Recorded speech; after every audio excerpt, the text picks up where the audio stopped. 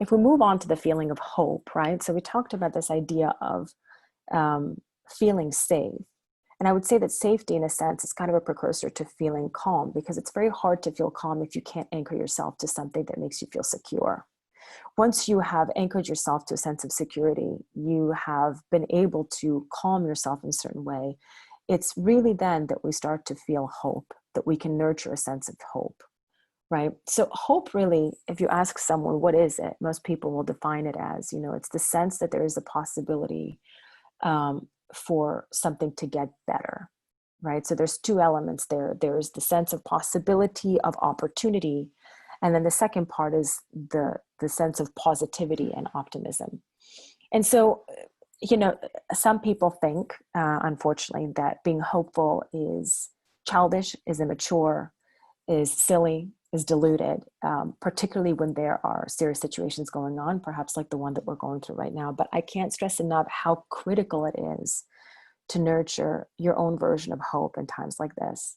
I say that hope is the wisdom of the brave, because people who are apathetic, who are indifferent, they don't get anything done. They don't channel any energy, they don't channel any emotion, and therefore they cannot really motivate or inspire anything for themselves or for others. So I think that is one of the key emotions to be working with these days, as much as it might seem like a challenge. You've heard perhaps that famous adage, that famous sort of fairy tale or story about the good wolf and the bad wolf. I'll tell you quickly, this idea of, there is a grandparent and a grandchild, and the grandparent says to the grandchild that we each have a good wolf and a bad wolf inside us, and they're constantly fighting. And the grandchild says, well, which one wins? And the grandparent says, well, the one that you feed. And so this really points to this concept of, selective perception. You're going to see what you want to see. If you are constantly surrounding yourselves with negativity and constantly getting negative input and stimuli coming in, then your mind will naturally fixate on that all around you. If you put yourself on appropriate diet, so to speak, as we say, to really limit the amount of negative stimuli, whether it's coming even from people around you, and try and reach out and connect to those things that give you calm, that give you peace, that give you a sense of positivity and inspiration, then you're going to see more of it. And so how do you do that, right? When all this is going down and we're inundated with so many different news, even conflicting information, how are you supposed to, in all this, try to nurture a sense of hope? One of the things we talk about is objectivity. Those of you who have worked with me have heard me say this idea of, being able to see yourself from the outside. One of the ways people say it is being the fly on the wall in any situation you're in. And literally, it can amount to being able to even be in a difficult moment, perhaps even having a breakdown, and yet being able to pull away from yourself and see yourself from the outside, which can have great benefits in gaining perspective on yourself, right? Another version, which has also been in this beautiful course by Stephanie Bennett Voigt, is this idea of zooming out that another person had suggested.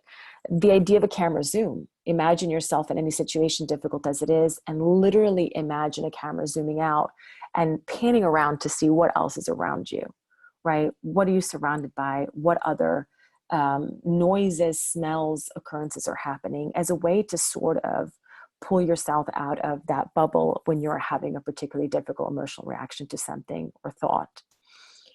So this is a little bit about getting objectivity on yourself. The idea then is, once you can do that, you can also get a little bit more perspective on all the stimuli that's coming in. And one of the main areas of this is critical thinking. Critical thinking we define as quality of thought. In other words, many of us are struggling to make good decisions, to take on good behaviors and actions, because we are using either imperfect information, incomplete information, or are being very much emotionally affected in what we're doing. And so the idea here is to really use that great cognitive skill, which we all have, to ask the right questions and say, is this really making sense? right? So if you're saying, oh my gosh, everything is going to be lost, the question is, are you sure? How do you know, right? Can you be certain? If you get some news that sounds to be quite upsetting, the question is, what else are they not telling us? What else are they not mentioning? What else are they not doing, right?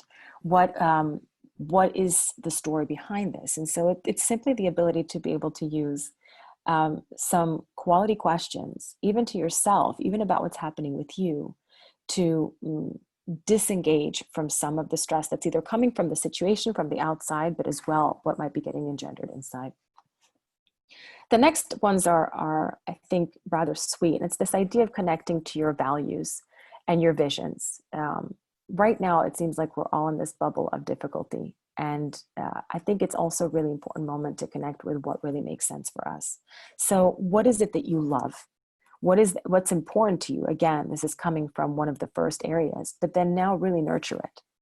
So this might look like this. I care a lot about the environment. Now, if I care a lot about the environment and I try and focus on some positive things, I can say that while difficult the situation is for many people, it's also great that carbon emissions are down. And maybe as a result, we're going to learn for ways to work in a more intelligent way that will help us finally be able to take care of our planet in a more respectful and inclusive manner.